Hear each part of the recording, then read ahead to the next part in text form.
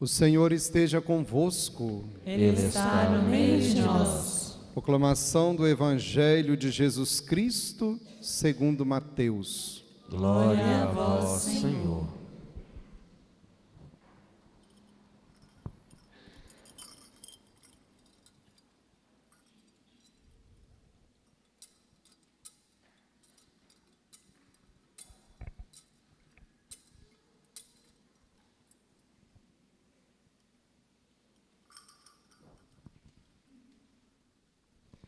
Naquele tempo, Jesus foi à região de Cesareia de Filipe e ali perguntou a seus discípulos: Quem dizem os homens ser o Filho do Homem? Eles responderam: Alguns dizem que é João Batista, outros que é Elias, outros ainda que é Jeremias ou alguns dos profetas. Então Jesus lhes perguntou: E vós, quem dizeis que eu sou? Simão Pedro respondeu: Tu és o Messias, o Filho do Deus vivo. Respondendo, Jesus lhe disse: Feliz és tu, Simão, filho de Jonas, porque não foi um ser humano que te revelou isso, mas o meu Pai que está no céu. Por isso eu te digo que tu és Pedro, e sobre esta pedra construirei a minha igreja, e o poder do inferno nunca poderá vencê-la. Eu te darei as chaves do reino dos céus. Tudo que tu ligares na terra será ligado nos céus, e tudo que tu desligares na terra será desligado nos céus. Palavra da salvação. Glória a vós, Senhor. Aleluia, aleluia, aleluia, aleluia, aleluia, aleluia, aleluia, aleluia.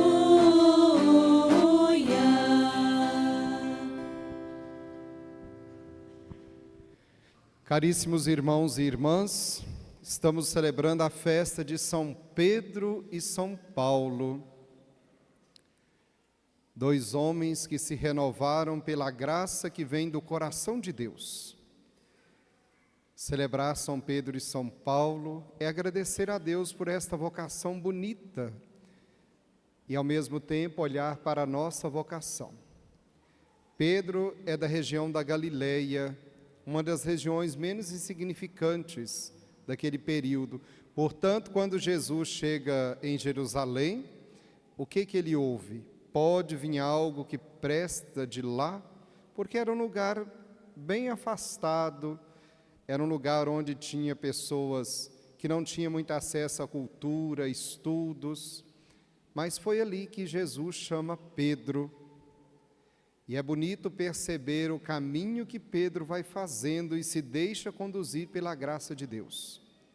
Talvez você pode até se perguntar: mas isso não é para mim, deixe isso para outra pessoa. Não, se você está sentindo no seu coração, se Deus está te chamando, é para você, porque é a graça de Deus que nos capacita. E nós conhecemos a trajetória que Pedro vai fazendo, como que Pedro vai testemunhando a fé, como que ele vai experimentando na escola de Jesus Cristo a transformação que vai acontecendo em seu coração. Nós vamos encontrar Pedro com medo. De repente nós encontramos Pedro pregando pós-ressurreição, realizando sinais pela força do ressuscitado. O que aconteceu com esse homem? Se deixou renovar pela graça de Deus, assumiu a sua vocação, e conosco não deve ser diferente. Pedro andou por volta de uma das suas peregrinações, que o levou até a última peregrinação, fundando comunidades, falando do ressuscitado. Ele andou por uma das viagens por volta de 5.000 quilômetros, que não é hoje que a gente vai de carro, de avião, era de a pé. E ele foi da Terra Santa até em Roma. E ali foi esse trajeto que Pedro vai passando juntamente com os novos convertidos para anunciar o ressuscitado. Paulo vem de outra experiência. Paulo é da escola de Gamaliel. Gamaliel, naquela época, era uma das melhores escolas, talvez, se nós fôssemos dizer, era uma das melhores universidades que tinha naquele período. Quem estudava em Gamaliel sabia falar várias línguas, tinha um vasto conhecimento cultural, conhecia muito bem toda a fundamentação teológica da dimensão religiosa do povo hebreu. E foi assim que Paulo também se deixa conduzir pela conversão. Paulo, no início, persegue os cristãos, depois ele se converte e passa a ser perseguido. São Pedro e São Paulo testemunharam a fé com a própria vida. Vocês lembram onde que São Pedro morreu? Em Roma. São Pedro e São Paulo morreram em Roma. Pedro morreu numa colina chamada Colina Vaticana, por isso ali onde está construído o Vaticano. E Paulo também sofreu o martírio. E quando nós celebramos o martírio de São Pedro e São Paulo, nós somos convidados a rezar pela igreja, pelo Papa, pelo Bispo, por aqueles que animam a nossa vida de fé, aqueles que foram convidados pela graça de Deus e deram o seu sim, pedindo a Deus assim conforme... Tem pessoas que perguntam assim, já perguntaram para mim, né? Até com deboche, pessoas talvez sem respeito cultural ou sem respeito religioso. Ah, mas quem fundou sua igreja? Está no Evangelho. Não precisa ficar respondendo, né? Tem aquele momento quando 300 anos que os cristãos já estavam sofrendo tanta perseguição, quando eles são aceitos no Império Romano. Ah, mas foi fundado pelo imperador. Não, naquele momento eles foram aceitos e pararam de ser perseguidos. Mas a igreja é fundada sobre Pedro.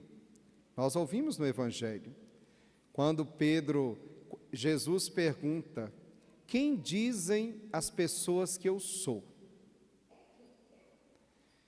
E eles vão dizendo, alguns achavam que era Jeremias, que era João Batista, ou que era alguns dos profetas, ou que era Elias que foi levado numa carruagem de fogo. Bom, isso é o que o povo diz. E vocês, que convivem comigo no dia a dia, quem sou eu para vocês? E Pedro dá essa resposta bonita: tu és o Messias, o Filho do Deus vivo. E Jesus também pergunta para nós nesse dia de hoje: quem é Jesus para nós? Nós só conhecemos quando nós convivemos. Para saber quem é Jesus, nós precisamos experimentar Jesus a cada dia em nossa vida. Nós só conhecemos as outras pessoas quando nós convivemos com elas.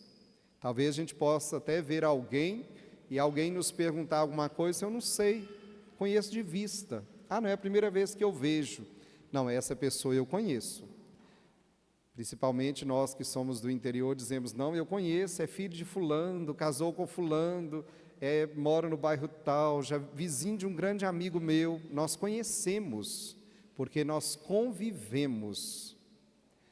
Pedro, ao conviver com Jesus, e inspirado pela graça de Deus, conforme Jesus disse para ele, que não foi ele por si só, mas foi o próprio Deus que revelou a ele que ele era o Messias, o Filho do Deus vivo, nós também podemos olhar para nós e respondermos: quem é Jesus para nós? Que experiência que nós estamos fazendo com o Messias, o Filho do Deus vivo, este Deus que nos ama, que justifica os nossos pecados na cruz, dá a vida por cada um de nós simplesmente porque nos ama. Nos deixa o Evangelho para que a palavra santa e sagrada possa nos iluminar e nos conduzir a cada dia. Se faz alimento para nós na Eucaristia, não porque nós somos dignos, mas porque Ele quer nos alimentar, porque Ele nos conhece, Ele sabe que nós precisamos da sua graça, da sua misericórdia, e nós que precisamos conhecê-lo, experimentar Jesus em nós. Olhar para Pedro e Paulo e ver tudo aquilo que eles vivenciaram, porque conhecia Jesus, conhecia o Evangelho, deixar o Evangelho dar frutos e se tornar vida em seus corações. E conosco não é diferente, com a vocação que cada um de nós temos, com o chamado que Deus faz para cada um de nós. Pedro e Paulo vivenciaram a sua missão.